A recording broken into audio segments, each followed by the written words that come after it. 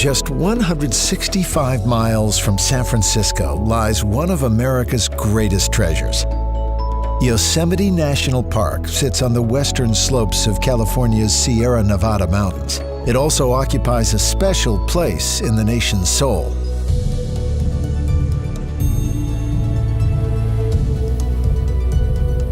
Yosemite's story began as the last ice age ended, when the glaciers of the region's high country scoured and sculptured the valley below.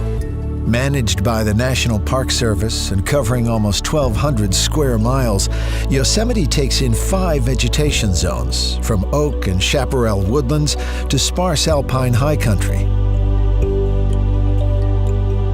Of the 4 million visitors who come each year, most spend their time in Yosemite Valley, which is open year-round.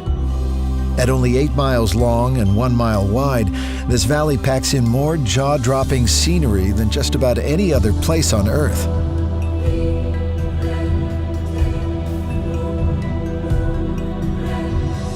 As you enter the Yosemite Valley Ring Road from the west, it's worth taking a short detour to Tunnel View and stand before a sweeping panorama that's reduced generations of visitors to silence and many to tears. To the right, there's the ethereal mist of Bridal Veil Fall. To the left, the sheer granite face of El Capitan, while in the background, the rising majesty of Half Dome beckons you deeper into the valley. From Tunnel View, it's just a short drive and then an easy walk to the base of Bridal Veil Fall. The fall reaches its peak in May, yet possesses a magic all year round. If you're looking for love, breathe deeply. The park's original custodians, the Awanichi, believe that inhaling the fall's mists increases your chances of marriage. The park's ring road follows the banks of the Merced River, a national wild and scenic waterway which shifts in character as it thunders and tumbles from the valley walls before gently winding across the valley floor. Here, the river is lined with pine forests, rich meadows, and beaches. These are the places to pause and let the park's spirit wash over you. These are the places which inspired President Teddy Roosevelt to write, "It was like lying in a great solemn cathedral, far vaster and more beautiful than any built by the hand of man."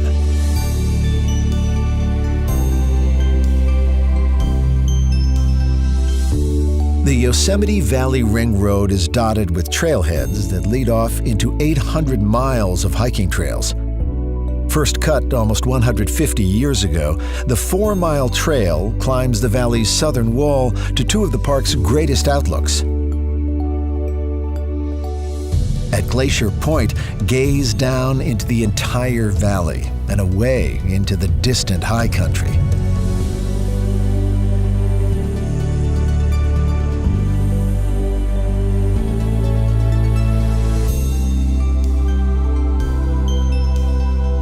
A little further along, whatever breath you have left will be taken away by the views at Washburn Point.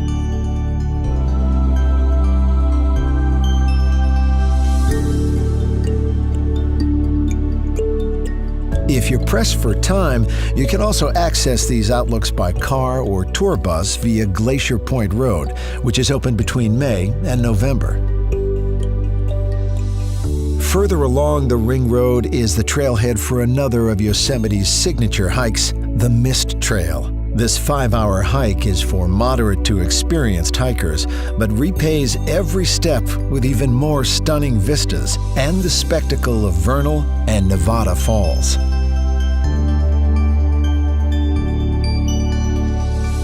The Mist Trail links up with the John Muir Trail, named after the grandfather of America's national park system. In his 1912 book, The Yosemite, the naturalist wrote, "Everybody needs beauty as well as bread, places to play in and pray in, where nature may heal and give strength to body and soul alike."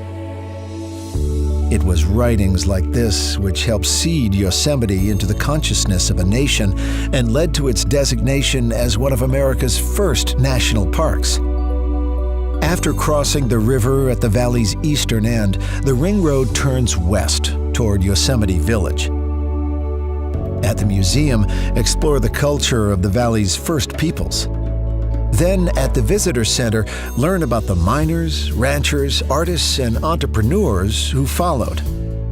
And don't miss the Ansel Adams Gallery, dedicated to the photographer whose timeless black and white images have inspired millions to see Yosemite for themselves. From March to October, the park gets busy, so consider leaving your car at the village and exploring the valley on the free shuttle service. Or enjoy the valley views from two wheels. Follow the 12 miles of bike paths which loop along the river and cross dreamy meadows filled with wildflowers, taking in the valley's star attractions along the way.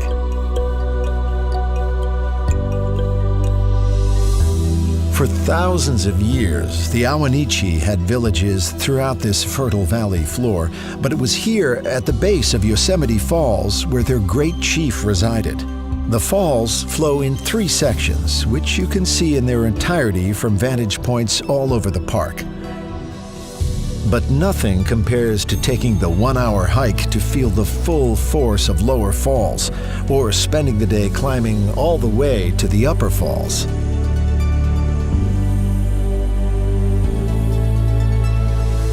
When it comes to climbing, El Capitan, a 3,000-foot-high granite monolith, has become a rite of passage for climbers from all over the world.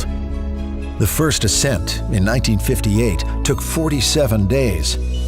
From the comfort of El Capitan Meadow, sit back and watch modern climbers who have reduced that same climb to a couple of days, or sometimes to just a few hours. As the ring road winds back towards the park entrance, stop at Valley View for one long look back. But there's no need to feel heavy-hearted because there's so much more of Yosemite to discover just up the road. To the north of Yosemite Valley climbs one of the USA's most scenic highways. Tioga Road is impassable between October and May, but as the snow clears, the road reemerges, rising into the rugged Sierra Nevada high country. Pull over and fill your lungs with cool alpine air at Olmsted Point. Refresh yourself by the pure waters of Tenaya Lake, named in honor of Yosemite's last great chieftain. Then follow the road further to Tuamni Meadow, the traditional summer hunting grounds of the Awanichi. Today, this subalpine meadow is the perfect place to stock up on serenity or to pick up one of the many trails that lead to further alpine adventures. One of the shortest but most rewarding trails leads to Lembert Dome, named after one of the park's earliest settlers. From its high country to its waterfalls, from its towering sequoia to its valley meadows, Yosemite is an American story unlike any other. It is a place where a nation returns again and again through the best and worst of times to breathe, to be inspired, and just be. For this is a place, John Muir once wrote, that is far easier to feel than to explain. This is a place to wash the spirit clean.